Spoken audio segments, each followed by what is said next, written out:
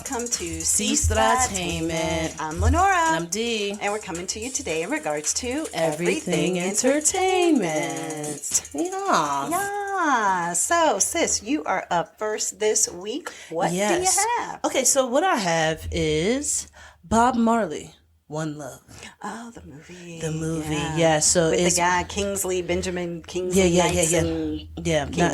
Benz and Knights and Kings. I don't remember what his name is. Benz and Knights and Kings. I was just like, I just remember Kingsley. Because I was like, oh, it sounds like a rich name. Kingsley. Yeah, but there's another actor whose name is Kingsley. It's like a British or somebody. It's a British. Yeah. Probably somebody who, I feel like it was somebody who was like in X-Men or in. He was in Iron Man. Iron Man, that's what it was. Yeah. Okay. But this is the story of the reggae icon Bob Marley. But let me just go through the cast. So you have Kingsley Ben Adir. Okay, Kingsley's the first name. Okay. He plays Bob Marley. And you have Lashana Lynch, who plays Rita Marley. Mm-hmm. You also have James Norton, who plays Chris Blackwell, who is like the, I guess I would say like the manager of Bob Marley. Okay. You have Tossin Cole, who plays Tyrone Downey. He's like one of the crew members. And let me see who else is that you would need to know on here. It's a lot of people that aren't really in it, but are kind of like in the background. Okay. Of it. You also have a Juan de Henriquez who plays the teen Bob Marley. Well, I'm going to say like teen to 20 Bob Marley. And then you have some other people. You have some kids who are playing like Ziggy and it doesn't have all the kids, but I know they mentioned Ziggy a couple of times in the movie. They mentioned his name a couple of times. So, just to go ahead and tell you about this. So basically it follows Bob Marley and coming to the height of his career as a musician, as well as a peacekeeper and a husband and a father. It opens up with two men sitting on a bench with him and his mother, with Bob Marley and his mother. Okay. Now he's like a child. He is maybe 5-6 years old. Okay. And while they were sitting there waiting for a bus, right? Now, one man gives him a Bible, like right as they're about to leave. And he's like, hey, take care, be safe. And they call Bob Marley 17 different names throughout this movie. Oh, really? I guess he had a bunch of nicknames. They called him Skip. That his actual name is Nestor. Oh. Nestor is his name. He said, my name is Nestor, but sometimes they call me Bobby. Okay. And then his nickname is Skip. Okay. And I want to say they had another nickname for him, and then they have Bob. And not even Bobby. Yeah. So Bobby. It's like, Bobby, I love you, Bobby. Yeah. But yeah, he does have a lot of nicknames in here. But so while they're waiting for the bus, the man gives him the Bible. And as they're about to go on the bus, they are actually leaving from St. Anne's Parish, to head to Trenchtown, in Jamaica. So that's the rural part of Jamaica to go into the city, basically. Gotcha. So basically it starts off, so you see that clip and it starts off with different writing. So it talks about how in 1976, Jamaica had a bunch of violence since they got their independence from Great Britain. So it's two different political parties that were starting to cause what could be a civil war. Does that sound familiar? Anyway, so Bob Marley decides to make a concert to bring all the people together to stop the violence called Smile Jamaica. Okay. Right? It's a free concert for the people, just to unite the people. Like, he even got the two leaders to be on stage with him and held their hands up and stuff like that. So that's what his whole thing is. So they show how he just goes throughout life. So they show him, he ran every day. Ran every day. Him in the band. Wow. Ran every day. Played soccer every day. So it was like, they had like I guess it was like a routine, but when he played soccer, he also played with the kids too. So it was like when he was going to play soccer with the boys, he took his sons with him. So you should always see him hanging out with his kids, but still in the midst of it, there's a lot of gunfire and threats on his life. So while they're playing soccer, his kids are out there like, yeah, Dad, woo! And then you hear, and then he has to run over to his kids and like put them on the ground and like looking around. And that it becomes an issue because now his wife, his partner, she pleads like, hey, like, don't, like, you can't be taking, like, we can't take risks like this no more. Especially with the kids. Yeah, exactly. She was like, what if something was to happen? He was like, nothing's going to happen to them. He was like, they're learning. They're learning how the world is. Yeah, that's true. Yeah. They don't need to see that. Yeah, exactly. So, basically, she's like, look, with all of this going on, can you please cancel the concert? And he's like, no, like, I got to give Giles word out. We need the people to come together.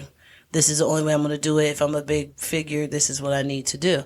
So his manager even comes and was like, hey, man, yeah, look, so a lot of death threats came in today. Oh, just want to let you know, we need to cancel the concert. And he's like, no, we're not canceling the concert. So it goes on from there. So he does have a compound. So, like, you know, it's like the gated and it's concrete walls all the way around where his home is. And he has, like, people, Rastafarian people that he is, you know, in, I guess they are all under Haile Selassie. I don't know what that means. Haile Selassie? I don't know. You do know Haile Selassie. What do I know? From Ethiopia? King Haile Selassie? Oh, no. Oh, okay. I thought you heard Dad talk about it 900 times when he was talking about the Lion of the tribe of Judah. I remember that. I remember hearing that. Okay. I didn't know the Hadassi. Okay. No, Haile Selassie. Okay, whoever. Okay, I'm gonna need you to read up on that.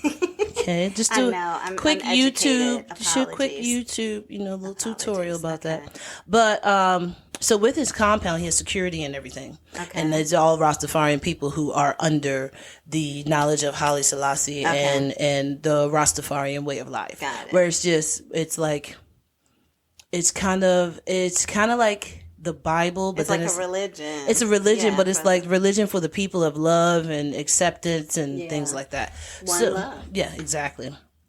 So, with that, they do have some people who break in. All they do, they come in, they kill. So they're inside the house, they're practicing. Yeah. Right?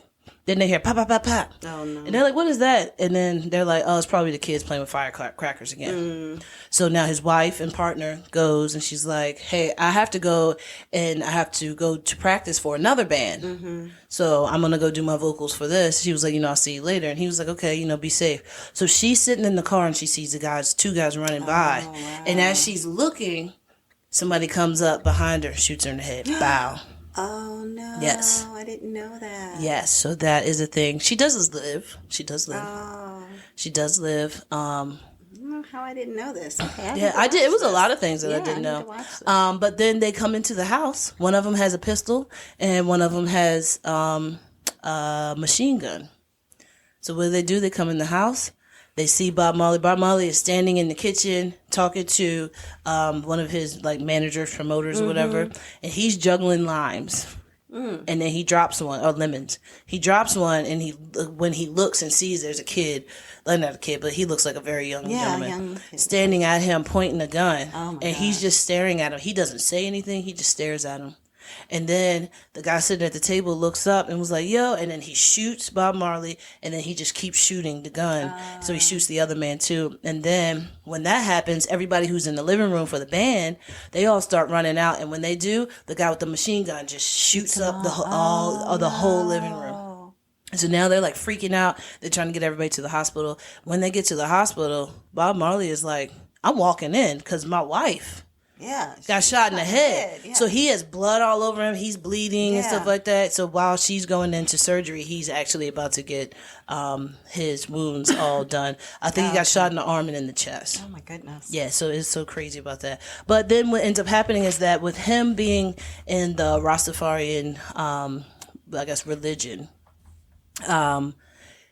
they are telling him, hey, you still need to be careful, and you need to be careful with who you hang out with, because you were talking about, like, it's too much political stuff that's in this concert, because you're talking about how you want to bring the two together, but then you're also hanging out with different people. You're hanging out with thugs, and you hang out with this, and, you know, but he's just like, but these are just people. I want to love everyone. Right. But, and then I found out that his wife actually introduced him to the Rastafarian religion. Oh. Yeah, so he wouldn't have been a Rasta man if it wasn't. Yeah, I think she was pregnant with like their first child when she was talking to him about it. And he was like, "What is that?" He had shortcut and everything. He's like, "What is that?" And then she walks him down to the beach, and then a man named Kumi is sitting there, and he is explaining everything, and helps to get him to understand what the religion is. Exactly. So it also touches base on Bob Marley's father being, I think he was a British man. Who came over and had relations with his mother. Ended up having him. He said the only thing that he has is a picture of his father on a horse. Oh wow! Never seen his father. Wow. Never met his father. And there's one clip on in there where his father's there, and you never see his face, but you see like his hands, his like part of his uniform, like his hat and stuff like that, and the man is telling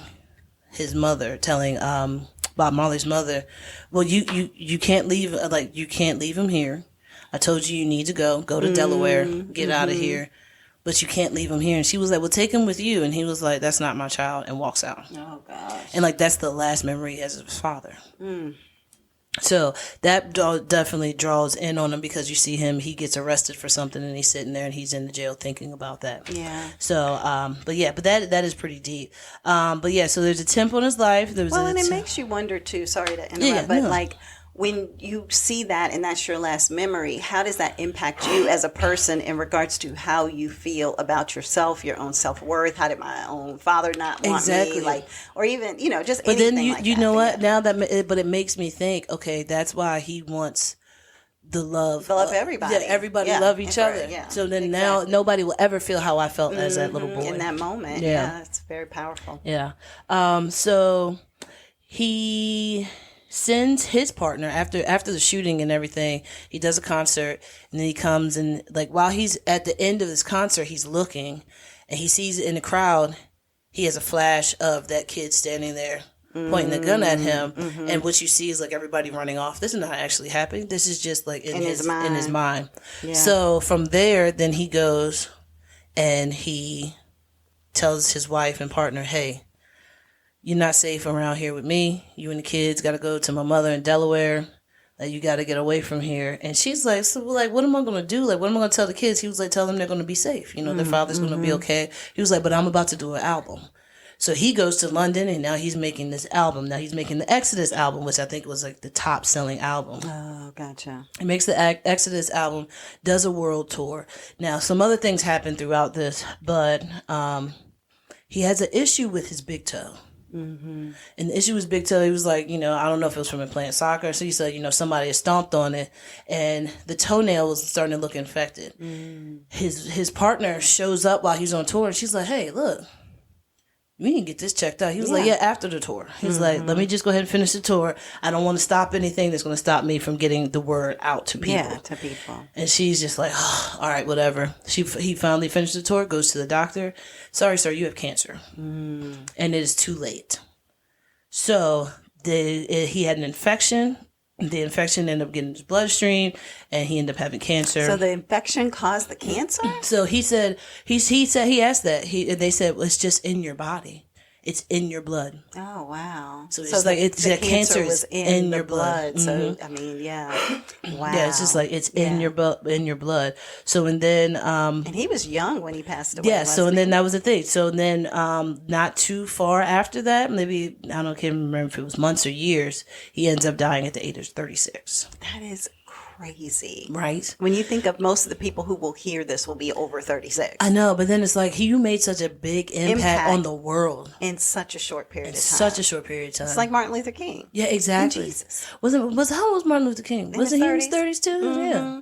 Let me find out. They got a 27 club. 34. And they got a 36 club. Jesus was 33. 33. Yeah, 33. 33. I think he was 33. I could be wrong. 34, but you could be right. I don't know. Maybe I'm getting him and somebody else confused. Like Jesus and somebody. Jesus and Moses confused. Oh my gosh. Anyway, but that's what I had. It is Bob Marley, One Love. You can watch it on MGM Plus. Oh wait, it says MGM Plus and Paramount Plus. Oh, okay. And you can rent it on Prime Video. Yes, I did see that it was showing up there. Yeah, so there you go. So that's what I had. And that's really good. I think you should definitely I might have to check that check out. in that. Okay. Yeah, especially since I have locks and I've been called like, oh, when I went to Egypt, remember they were like, Bob Marley, Marley girl. Yeah. And then it was, I got that in Michelle Obama, which is crazy. It's just because she's a black woman in the United States. This is the president, Michelle Obama. let's call you Michelle Obama. Yeah. So anyway, I'm surprised nobody called you Oprah, but maybe they don't know Oprah like that. No, I didn't get Oprah. I got Michelle and Bob Marley. Yeah, for sure. So there you go. Yeah. I hope I didn't look like a man. That's why they were calling me Bob. I'm pretty sure it was the hair. The hair, yeah. I'm positive it was the hair.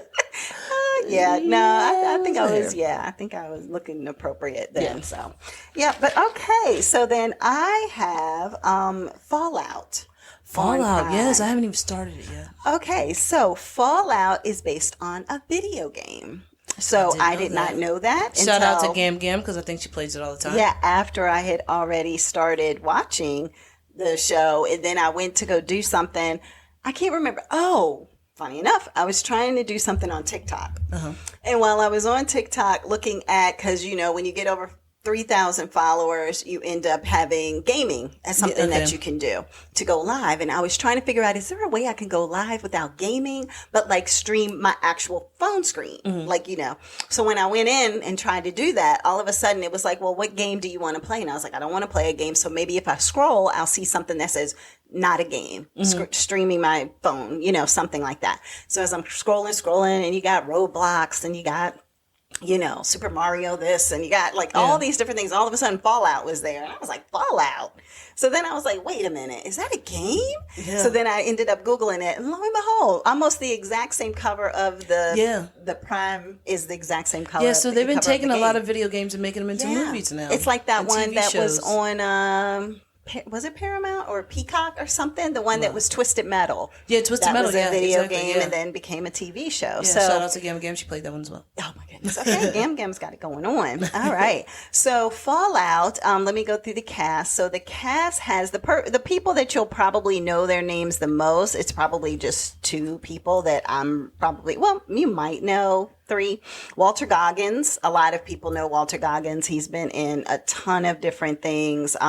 Everything from Justified. He was the main character. I always think he just has a mouthful of teeth. He just reminds me of Jim Carrey when he was playing the fire marshal. Let me tell you something. And the teeth. Like Walter Goggins just seems like, I don't know if he got them fixed or replaced. Just the main character from Justified? Mm-hmm. Well, I don't know if he's, the guy. Oh, yeah, Uncle Baby Billy. Yes, Uncle Baby Billy so he's in a bunch of different things. He was in Django Unchained, he definitely, Shield, Sons he got of Anarchy. His teeth fixed, because if you look at his older stuff, his teeth ain't look like the that. Righteous but Gemstones. them porcelain when he got the veneers, it just made, him, the Hateful Eight, he's been in a lot of stuff. So he is one of the main characters in this show. You also have Kyle MacLachlan, I think it's MacLachlan. And he actually has been on different things like Sex and the City. He was the main person on Twin Peaks back in the day. When you think of the guy who was the main character of Twin Peaks, he was in there. He's been Dune. He's been in a lot of stuff. So and he's always plays a nice guy to me. He always he's usually guy. Like a father, father figure, something like that, right? I will be your father figure. Put your tiny hands in my. Okay, music break. Sorry. Yep, sorry, music break. Then you have Ella Purnell. You might recognize her. She plays Lucy. I don't even know what other things that she's been in, but I know I've seen her in things before. They have her in Peculiar. Children. And the Yellow Jackets. That's where I had Yellow seen Jackets. her. Yeah, she's the. I forgot she was the one that. She ended up frozen.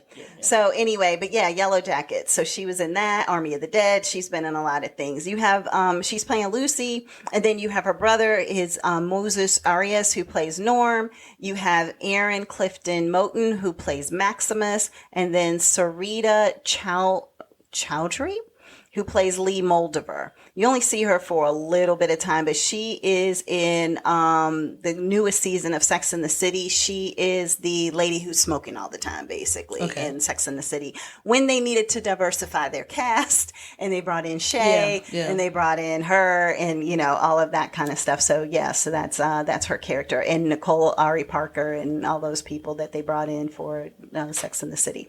So that is her. So anyway, the story ends up being it's an interesting ride. I'll put it that way. So it starts off with the father, who is Walton Goggles.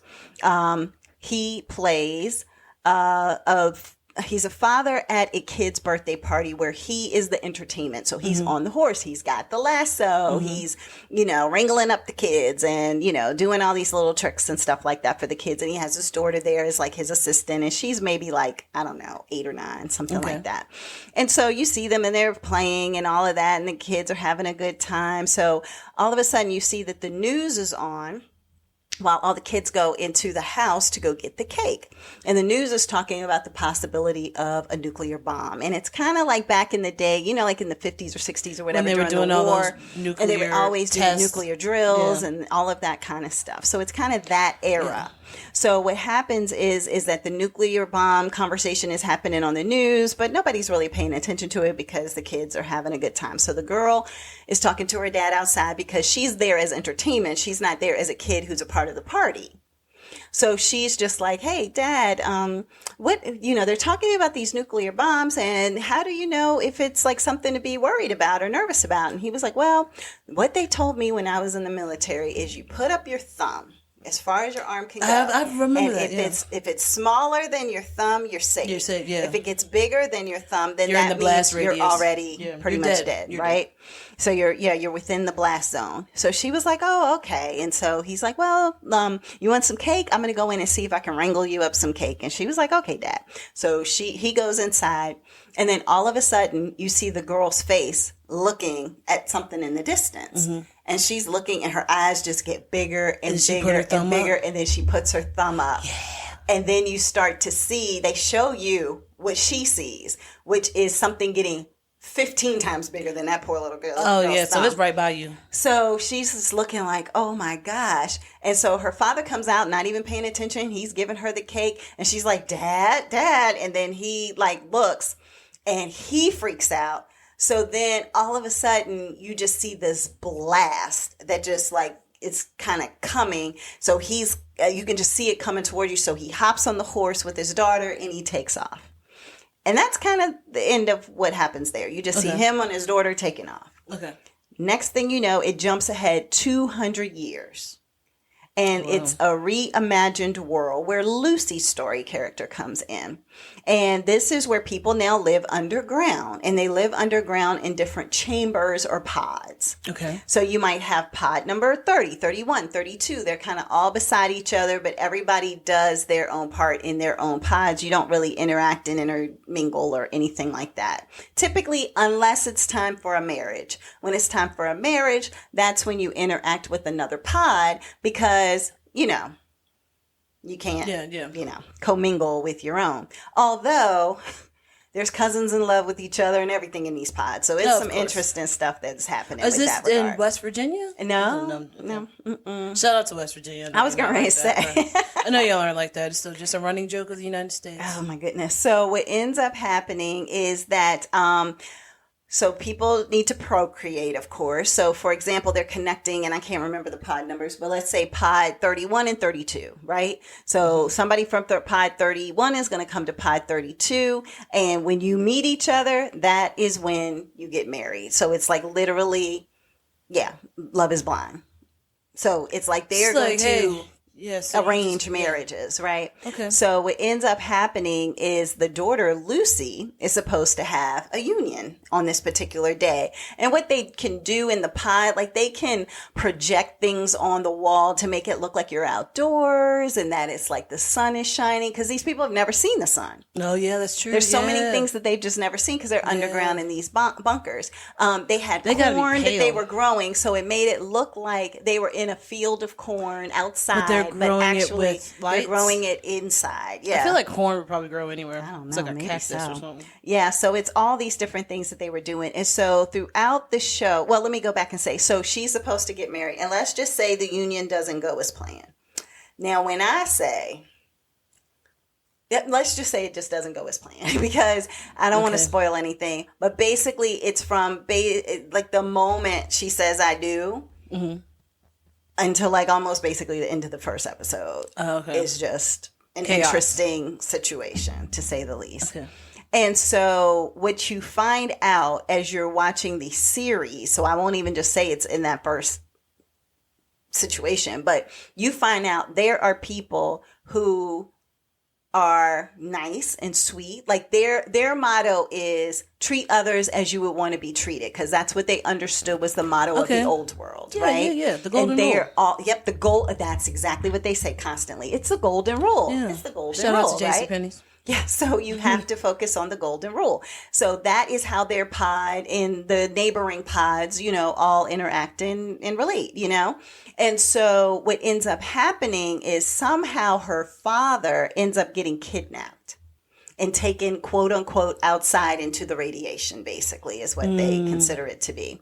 Now, does anybody know there's still radiation out there 200 years later? Nah. Not really, because you're not supposed to go out there or have any interaction with outdoors. But once her father gets kidnapped, she is on a mission to get out there and find him, right?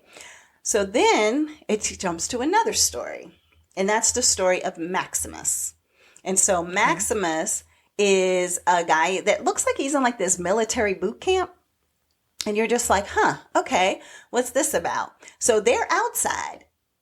They don't care about radiation. They're in the sun. They're living their best life. And you're like, is this a different time period? Like what? Is it going back and forth? It's going on, right? Exactly. So you see him and he's getting really beat up by some other men in the boot camp. And so they're just like kicking him in the stomach and punching him in the face and all that. And like, he's just... Yeah, you get this feeling that either he's the weakest link out there or that he is just somebody that everybody is just naturally just like, oh, we decided to gang up on him. Okay. And, pick on him. So anyway, what ends up happening is, they're asking about old relics, things from the old world. There's things that they're seeing and they don't even recognize it because they don't even know what it is, so it's like interesting things like that. Mm-hmm. So then there's something huge that starts to look like a shadow going over them as he's standing outside. And you come to find out these spaceships land. What? And when the spaceship lands, it looks like a spaceship. Okay. But these huge like transformer things start boom, boom. Oh, wow. Boom, walking towards them. And then it cuts away. And you're like, what the heck is that? So it's like all these different scenarios are going on, right? Mm-hmm. Then all of a sudden, Walter Goggins, his character comes back. Okay. Very funny situation of his character. All right. His character. What I have found about this series is that if you like something, it has goriness. Okay. A lot of blood. Because it's based on a video game. So it should be blood everywhere. It's a shoot up video game, so of course there's going to be blood. However, it is funny. And I don't laugh at a lot of stuff, but you know what? You laugh at dark stuff. I do laugh at dark stuff, so that's probably why it's funny to me. But I think you laugh at dark stuff, but if it's too close, then you don't laugh at it. I don't know. Yeah, probably. If it's too personal, you don't laugh. Yeah, at it. no. Yeah, I'm not gonna laugh at things that are. Yeah, I laugh at some inappropriate things, but not most. Anyway, so what ends up happening is Goggins' character comes back, and his name is the Ghoul. The Ghoul. You have to think. This is 200 years after he was in the blast with his daughter on a horse. Okay. That he's showing up when there are robotic things walking around the earth and people are in pods underneath the ground. Pods. So you have to figure out how the heck is he still alive? Like he survived the blast. He has no nose. His face looks like, it kind of looks like Fire Marshal Bill. Is that his name? So his nose is gone. But his nose is gone, and his skin looks all like radiation sucked in, and wrinkly and everything. and he just has a lot of guns and a lot of bullets, and yeah, he's like almost like a country western movie feel to him. Okay. But around 200 years in the future. Oh, okay. So as soon as I saw that, okay, they say, here's Lucy's story, here's Maximus' story, the ghoul. I said, okay, all of them are going to have to meet at some point or another. And that whole situation of how they meet, how they interact, what's the engagement, can you kill the ghoul? What's going on with Lucy? Where's her father? Why did he get kidnapped? Why is somebody telling you to take my head and chop it off and give it to somebody for currency? It's like all these weird things are going on, and I'm here for it. Okay, good. I have really been enjoying it. Yeah. It's interesting. It's got some really funny moments in it. It has some stuff where you're like, ooh, you in trouble. Oh, you know, like it's got a lot going on, but I have really I've really liked it. And then there's creatures. So you might see a creature in the water that you've never seen in real life, or like I guess the radiation made things morph and turn into other things. So like something that looks like a catfish might actually look like an octopus, that might actually look like a, you know what I mean? It's like a multitude of things that it looks like. Yeah, it's like all a meshed together into some new creature that you're scared of too. So, yeah. And then you have poor Lucy who's just walking around like, but it's about the golden rule, ghoul. The golden rule, ghoul. Ghoul, like, no, you have to do unto others as you want them to do unto you. And he's like, I ain't lived 200 years doing unto others as they do unto me. I take care of business. You know what I mean? So that is hilarious too. And just like how those interactions happen. And, you know, does Lucy get hardened? Does she get more bitter as she's out in the quote unquote world? Or is it that she's like, you know, I'm going to stay true to what I believe and just help me find my dad. So anyway, that I haven't finised it yet. Yeah. I don't even know if they're releasing just episode by episode by episode. I think I'm on episode like 5, something like that. But yeah, I've been enjoying it. So it is called Fallout on Prime. I think they said if you're in this week, it's like the number 2 thing on Prime. Okay. So just to put that out there. All right. There you go. What you got, So sis? I got a couple of hot topics I want to talk about. Hot topics. One, the Drake and Kendrick Lamar beef. Oh yeah, we didn't even talk about Chris Brown in there with Quavo. Wait. Yeah, so it's everybody has beef with Drake. Okay. And then Chris Brown and Quavo are going back and forth over a girl. Which girl? Not Saweetie. No, I think Saweetie. I think it's Saweetie and Karrueche. Oh, Karrueche. I can't remember, but they were, because I think it was like one was messing with one of them, and then the other one came and swooped her away or something like that, and it it's so much. Okay. But yeah, so Chris Brown definitely oversteps. Like he gotta relax, or else it's gonna end up being like a Tupac Biggie type thing, because the things that he said in his rap, I want to play it, but I can't because it's so explicit. But one of the lines that he said was like, the wrong brother died and everybody wishes it was you. What? But I think look, wow. No. I think you're right. I think he's right about that. Yeah. Every video that I watched of people listening to that, everybody was like, "Oh wow!" And I didn't know any of them. I don't know anything about Amigos. I don't know nothing about Amigos.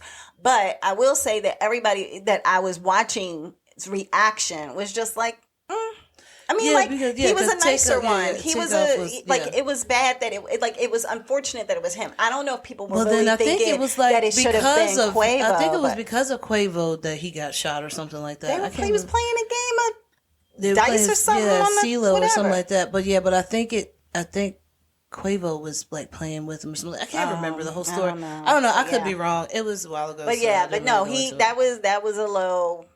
It was a low blow. Low blow, but. That's what beef raps were about. Yeah. Back in the day, that's what you went below the belt. But this is a new time. No, they were shooting up people and acting No, this is a new time, because now you got to think about it. Now there are super fans that do crazy things. And now, I mean, hopefully, none of the things happened super back then, fans too. will not go and. I mean, look at Selena.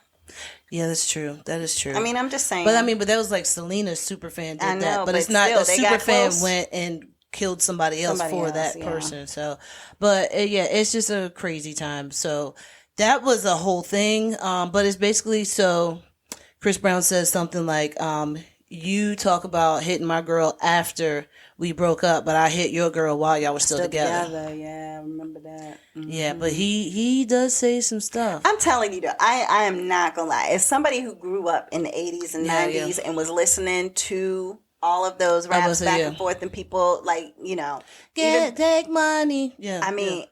All I can say is that when I ain't even hear anybody else's, first of all. I don't know what Drake said. I don't know what Quavo said. I don't know what anybody said. All I know is what Chris said. And when Chris said what he said, I was like, oh, that's what I remember from back in the day. Yeah, I know. But then what happens what with that? Then there's death and everything. But with this fact, I mean, we don't know. Well, I mean, I'm saying back in the day, that was things that happened.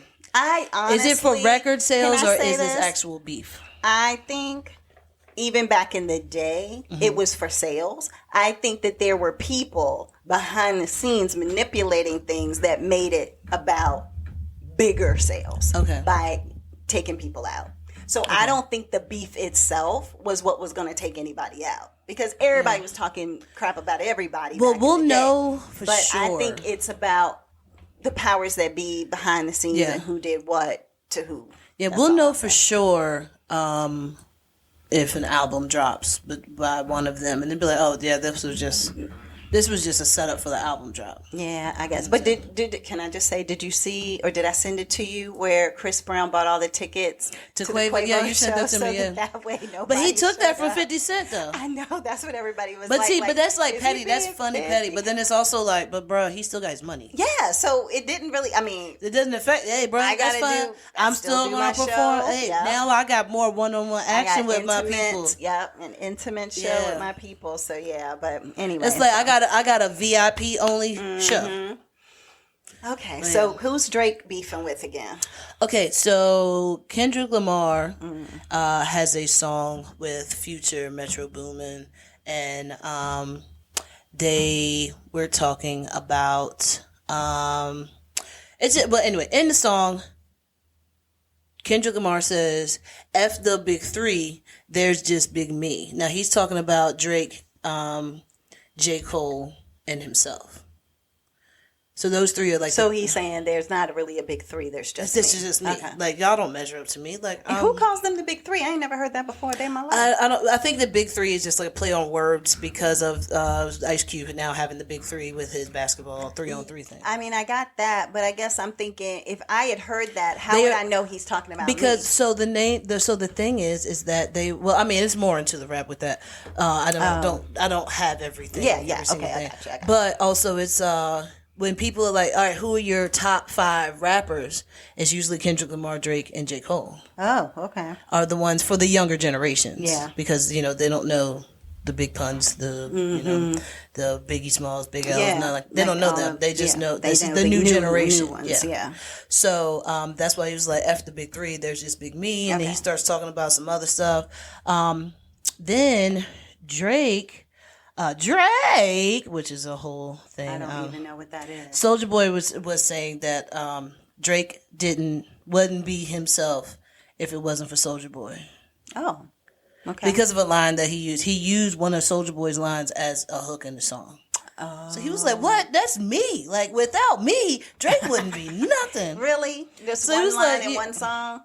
Or a hook in one song. But you know what? I would say one thing about Soulja Boy. He did put some hits out, and people sample the heck out of it. Oh, okay. So yeah, he is big with that. So now, not Soulja Boy and Kimberly. No, I'm just no, not that Soulja Boy. Okay. So then Drake decides to drop something on Metro Boomin because Kendrick Lamar did say something about. Well, he doesn't like Metro Boomin, who's a producer. Oh, okay. I didn't know who that was. Yeah. Okay, gotcha. So Drake then goes and gets a mariachi band and gets them to go outside of Magic City, the strip club, where Metro Boomin, I guess he goes to a lot. Okay. This is it.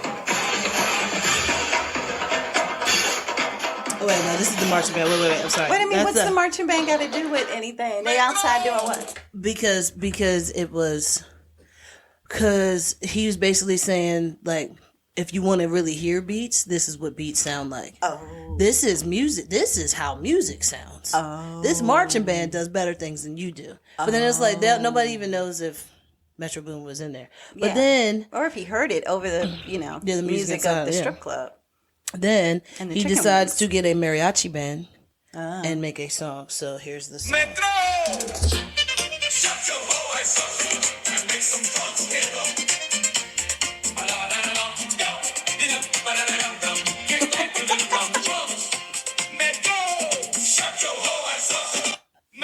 Yeah. Wow. Metro.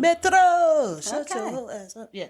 So, yeah, that is kind of funny. I thought, sorry. It's just funny about that. But, yeah, so then it's the beef back and forth with Drake and Metro. Then Drake has the clap back to Kendrick Lamar. Now, Kendrick Lamar has made another one back to them. So now we've gotten back to... Somebody drop out? Who dropped out? Oh, J. Cole dropped out. Because J. Cole was like... I started it, but now I'm... I didn't start it, but I got in it, and now I'm like, nah, because he was like... He said he lost himself. He said he listened to other people being like, oh, you got to clap back. You got to get in this. You got to get in that. Yeah. And he was like, that was not... He's like, I've reached to a point where that's not me anymore. Doesn't he, like, ride bicycles and stuff? Yeah, he's chill. He's chill. Yeah. Like, so he's just like, I reached an entourage. Yeah, he's like, I've reached a point where I'm just a chill person and I'm just enjoying life. And he said, other people made me stoop down to this level. And he said, I apologize. Yeah. He was like, he was like, if you want to, you can, you want to square up. He said, you want to square up? He was like, hey, hit me. He said, I'll take it in the chin. That's fine. Aww. He was like, that's a bigger person. That's what I'm saying. That's what the world needs more exactly. of. Yeah. I mean, not to look like you've been walked all over, but at the same time, somebody who's just like, I'm not going to play these childish games. Exactly. Yeah. So that was one hot. That was a multiples of hot topics. Gotcha. Yeah. The new beef. What's beef? What's it's for gonna dinner? Be what's beef? Yeah, what's for dinner? Beef. Drake, Metro, Kendrick Lamar. Okay. And like that. Yeah. And so and then I think Drake is going at The Weeknd is going at Drake. The Weeknd is a singer. How are you going at Drake? Well, I don't know. Chris Rock. Chris Brown is a singer, but he also raps too. He bodied. As he said. I mean, yeah, I think he also wants to be a rapper. Yeah, but they're like that. But they're like, that's not your lane, bro. So you're not going to do that no more. But you don't know. Well, he could come out with a whole rap album now. His team is not going to let him do that anymore, and I'll explain that to you once we get off air. So now, I got the 411. Shout out to R&B Money podcast. So now another thing that I want to talk about is. Scientists have discovered a massive ocean reservoir inside the Earth 3 times all the oceans on the surface. Say who to what? Yeah. I'm so confused. So like everybody, they always think that Earth is, once you go through the ground, then it's what?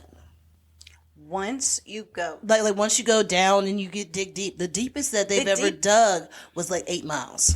But you go into, well, it depends, because if you think about it, like if you live in the country, you have to go deep to get to water. Yeah. So you go so deep to bury a body, like 6 feet. 6 feet, yeah. Deeper than that, you can get to a well. Yeah. And deeper than that, you're supposed to get to the bedrock. Okay, with the bedrock. Oh, okay. The bedrock of the earth. The it's almost before like the lava. That the earth has like this big, huge, like rock in the middle of it that like. Yeah. They're saying that that's not a thing anymore. Oh. They're saying that is not a thing anymore. No bedrock. And people are explaining it. It's a bunch of people who are online that are explaining it and talking about it. Is it on the Tickety Talk? It is on the Tickety Talk, and this is like from people. This is like multiple people that are talking about it and showing clips of. How do people see scientists. it? How do you get down that far? We will go into how that happened. Okay. Hollow Earth may be a real thing. Scientists have discovered a massive ocean, a huge, extensive reservoir that's 3 times the size of all the oceans on the planet put together. They have determined that all the water that's on the surface of the Earth is actually coming from inside of the Earth. Y'all check this out. Scientists have found an ocean under the Earth's surface, a massive one at that. Sounds staggering, right? Let me tell you all about it. The discovery has been made some 700 kilometers deep into the Earth. The ocean lies just above the lower mantle in something called the mantle transition zone. The water is present in a rock known as ringwoodite. And do you know how big this ocean is? About 3 times the volume of all the planet's oceans combined. So if you take all of the Earth's oceans and triple them, that is the amount of water discovered inside the Earth. Now the question is, how does this water get there? Was it present when our planet was formed, or did it appear due to some process that happened later? Now, according to the findings presented in a 2014 scientific paper, the water cycle extends deep into the Earth's interior. Scientists believe the oceanic crust slides under adjoining plates of crust and sinks into the mantle, carrying water with it. They have now concluded that there is a mantle transition zone that acts as a large reservoir of water. That is because the minerals in this zone have a high water storage capacity. Consider ringwoodite. The rock in which the ocean has been found, it has a crystal structure that attracts hydrogen. It is basically like a sponge which soaks up water. Researchers also studied earthquakes to make this discovery. They deployed an extensive network of 2,000 seismographs across the US and scrutinized seismic waves emitted by over 500 earthquakes. You see these waves traveling through Earth's inner layers experience deceleration when passing through damp rock, and this indicated that there is indeed an extensive water reservoir inside planet Earth. Okay, so my question is, well, I guess twofold. One is, I guess I never thought, like for the ocean, right? Mm-hmm. I never thought when I'm out at sea on a cruise ship and all I see is water, water, water, water, water, water, water, and nothing else, that the water would actually go to a bedrock. I don't know. Like, yeah, it's like because we've never been to the bottom of the ocean. Right. But I guess every time you see something go to the bottom of the ocean, there's never a bottom of the ocean. Yeah, we don't know what the bottom is. And going and so going. How do we know? And then you find all those different creatures that you don't know exactly, even which existed. they just, that was another thing that was going to have a hot topic about. Yeah, because it's all these creatures like that one that they showed in like Finding Nemo or whatever with that little thing on its head. And it's like, well, we didn't even know that thing existed until we went down that far because it's never going to come up to see the light of day because it just lives down there. So in a way, I'm not really surprised because when I think of the ocean, I don't think that it's the ocean until it's just go down, down, down, and then you're going to find some big rock down there. I just think it's just an extensive amount of water. Yeah, but isn't it supposed to be that the Earth's core is lava, is magma? Magma? I think I have heard that. But then somebody had said before, it was like, so that's where the lava comes from for the volcanoes and stuff. So but then they were saying like, okay, so if the Earth's core is lava, why is it hot? Why is it that the further down you go into the ocean towards the center of the Earth, it gets colder? You would think it would get warmer, right? I don't know because or is it trapped and then you can't? I think that if it's trapped in the bedrock, then that could be a reason why. But also, I guess I'm thinking that the further and further and further away you get from the surface, which the sun is what warms the water. You know what I mean? Then it's just whatever the temperature would be if there were no sun, which is going to be cold. Yeah. So I don't find that to be too alarming. But yeah, that's very interesting though to hear that that's what they are finding, this big, huge, massive. So in a way, the water could be what's creating the shifts, that could be creating the faults, that could be creating the earthquakes. Yes. Okay. Because if it's just water, it's nothing to stand on. Well, but also if it were just rock the whole way, why would anything shift? Yeah, exactly. It's so solid. Then it has to be something that's creating the shift, which is the water. You know, I feel smarter already. See, look at this. I feel like I am a scientist in my head. Oh, okay. And that I have put together all of the findings of the earth in this moment. So I appreciate you for making me feel smarter in this moment. Good. Like I'm coming up with these thoughts and I'm like, yeah, this is facts. And I don't know that it's facts, but in my head, I feel like it's facts. Yeah. All right. So another thing that happened. Yeah. All right. Yeah. Just they're your facts. They're my facts. So another thing that happened is, and I can't find it now to pull it back up, but scientists have discovered hundreds of new ocean species. So this is in New Zealand. So yeah. And the things one looks like a sea cucumber, but it floats in the water and it's probably about 3 feet long. One of them looks like a salamander and a fish had a baby. And all of these things are new creatures that they are finding now, now that they are trying to discover things. So they collected, listen to this, they collected 1,800 samples from as deep as 4,800 meters. Yeah. Along the 800-kilometer long Bounty Trough. So that's in New Zealand. So, and when they went down there, that's when they found all these different species of fish, and they were. Excuse me, I almost choked. Trying to swallow. Oh goodness, Heimlich. But then they bring them up, and now they're trying to study them to see exactly what they are. And some of them look super weird. Some look like alienish. But I mean, what doesn't look alienish? I mean, if you've never seen it before, it's going to look alienish. Exactly. I mean, shoot. I mean, you trying to tell me an octopus doesn't look alienish? It can transform. Yeah. What is those it? clear ones especially. Yeah. Or how you can have the plankton that makes the water look blue and different stuff like that. Yeah. So and yeah, so it's just like if you've never seen it before, you can be what the heck? So facts. Yeah. But yeah, that was the things that I had was just the beef, what's beef, and beef is what's for dinner. Wrap snacks. Beef is what's for dinner. Oh my gosh, not wrap snacks. And then also talking about the ocean within the Earth's core. Within the Earth. And then also the new species that they have found of different fish. Yeah. And that's the it actually can be a little overwhelming and scary when you think about it, because you're standing on Earth that's on water. So that feels a little weird. Yeah. And also that there are probably hundreds of species that we have no idea. I wonder if we're the about only planet that has water. I don't think so. Another plant looks I know like other it has planets has water. ice, but I don't, Is it Venus? Venus looks the most like Earth, I think they had said, right? Venus is closer to the sun, so I don't think they're going to have any water. You can't live on Venus. You can live on Mars. Okay. Right? But I thought that when you looked at Venus, it looked like it had water. But maybe I'm wrong. I could be wrong. I don't know. I don't remember my science class from 30 years ago.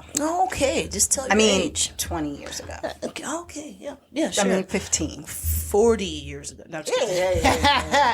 All right, so that's all I had was my hot topics. What do you have left, sis? All right, so I have a TV show called Into the Night.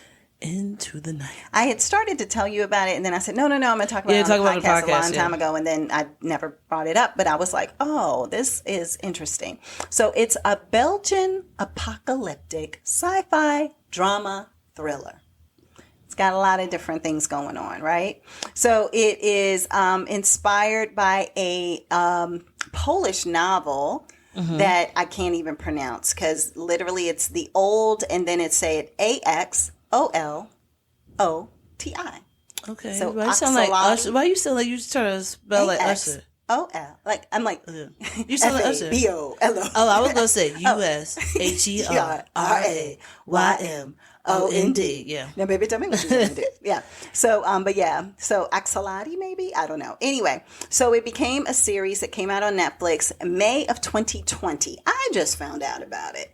So, it's a Belgian apocalyptic science fiction drama thriller.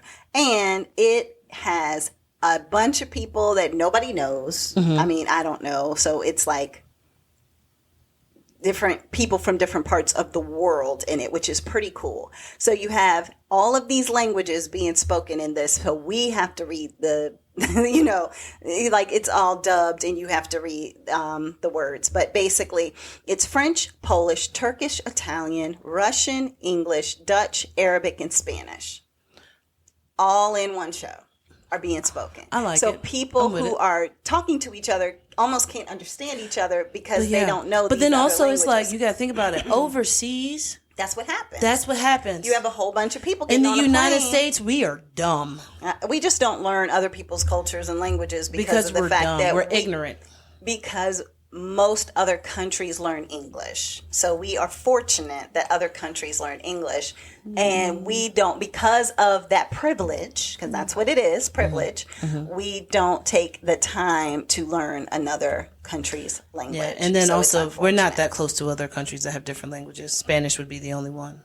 Yeah. Yeah, maybe French. Maybe French, but if you're a part of Europe, then you have English and Spanish and French. But so and you have Italian. everything right there within. Yeah, you can catch a train and end up in another language. And there was something about that where somebody was talking about why is it that people who live in the United States only, like when you go to the United States to travel, they're just like, yeah, people always travel like within the United States. Why are you going from why are you going from Virginia to California when you can go to another country and stuff like that? And they were saying that people over in Europe don't realize how big the United States is. Yeah. So therefore it's like, if you want to travel from Germany to Spain, that's a train ride. Yeah, potentially. Yeah. If you want to travel from Virginia to California, that will be a train, a bus. Maybe you have to take a flight or as well. a train for a week. It's not exactly. It's not like a few hours. A day, like exactly. 8 hours even. And that also makes sense why we don't know anything because there's nothing else for us to know. Like because we're so closed in. Canada and learn their culture and all of that. And but then that's still English, but no, unless it's French, unless you're doing the French. Yeah, exactly. And then you have where you can go. You got South America that's not that far away. You could go to Costa Rica, or you could go to Brazil, or you could go. I mean, it's not that far. I mean, it would be a flight, but it's no different than somebody in Europe flying to China or whatever. You know what I mean? You still can fly to other places. Yeah. So, but anywho, I digress. So it is about a group of people who were all at a Belgian airport getting on a plane. And basically, you're boarding the red eye, right? So, everybody who's ever been on a plane knows that the red eye is like the late plane that's going somewhere. And, you're probably going to sleep on the plane. So you have this guy, Terenzio, and he ends up, you see him, he's at the bar, he's looking at the TV, he's freaking out as he's getting ready to get on this plane, right? Okay. And you're just like, what the heck is going on? So he somehow bombards his way onto the plane with a gun. And he's just like, take off, pilot, take off. And they're like, we're still boarding. And he's like, I don't care. Let's go. Take off. You have to take off now. Because what he had seen on the news was people dead. Oh, People were just dead out in parks and dead in different places. And the news was saying, hey, there's some kind of phenomenon or something's going on. We can't tell if people are passed out or what, but ends up being that they're dead. So it's like, what the heck is going on? So he's just like, you have to take off early, go. So then there's a handful of people on the plane because they were boarding the plane, and the pilot is like, okay, I'll take off. So after they take off, what ends up happening is that he explains to them that we have to continue to fly because the sun is killing people. The sun. Oh, yes. Remember I told you that? You did tell me it's about creating that, some kind of radioactive waves that ends up killing people. And he found out that this could be a possibility while he was in the military. Yeah.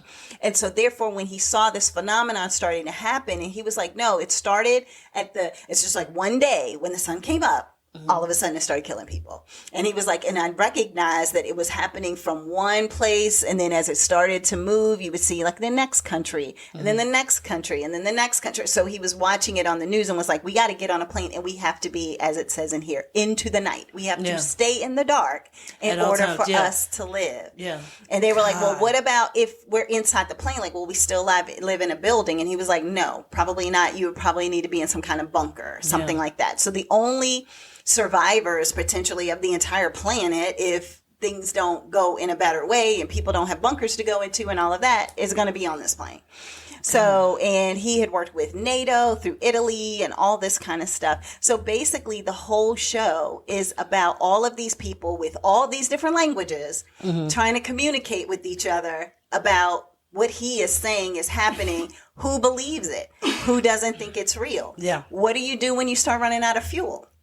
Oh, yeah. You know, because it's a plane. So then how do you go somewhere else to get more fuel? How many people are figuring out what this is? Do you hop from one plane to the next plane? Just go to an airport? Because everybody's going to be dead by the time you get there, potentially. Is there another country that's like Alaska where it's dark for 6 months? Oh, yeah. I don't know. Because then you can go to Alaska for 6 months. Well, the thing that they started to do was to say, okay, we're in Europe. We're going to fly to the U.S. We're going to get as far as we can. But then you start running out of, you know, the gas in the plane, the fuel. So then you're like, okay, well, what do we have to do now? And then it's like, okay, maybe we have to double back. Well, how can we double back when we're going towards the sun now? Exactly, yeah. So then you have people who are arguing with each other. Do we go back? Because we know where the fuel is if we go back a few hours. Yeah, but then we're going back into the sun. But then we go back and we have a short window of time to do what we need to do before we have to start heading forward again to outrace the sun.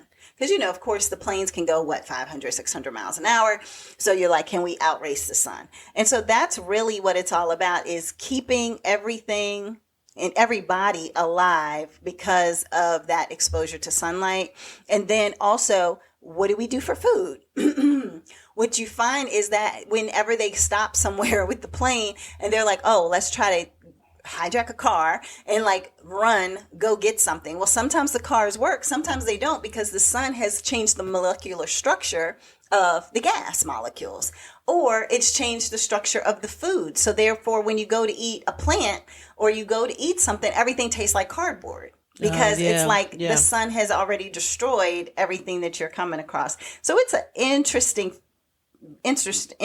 show. Yeah. And so I've really enjoyed it. There's 2 seasons of it that talk about, you know, where they go. Do they find other people? Is it like The Walking Dead and the other apocalyptic shows where even if you're trying to meet other people, you're still gonna have to, you know, risk your life. So do you risk your life with the sun, or do you risk your life with these other people that you come across who are all scavengers and trying to... I just looked it up. I would go from Alaska to Norway and then back to Alaska. Oh, and is then that the back 2? to Norway. So within a year, I'm in Alaska and in Norway. Okay, those are the only 2 places. The only 2 places. Okay. Unless you're going to go to like Antarctica. But if you you go to Antarctica, I'm pretty sure the sun comes up in Antarctica. Yeah, but it's like for 6 to 8 months, it does not. Oh, it doesn't there too? Okay, I didn't realize that. Okay, well, there you go. Well, that's what Google said. Don't hold me to it. Hey, well, Google is the truth. It never lies. Yeah, sure.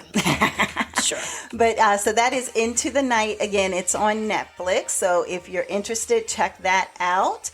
And that is it for this week's show of Sestra-Tainment. Everybody have an amazing week. Enjoy, and we'll talk to you soon. Bye. Bye.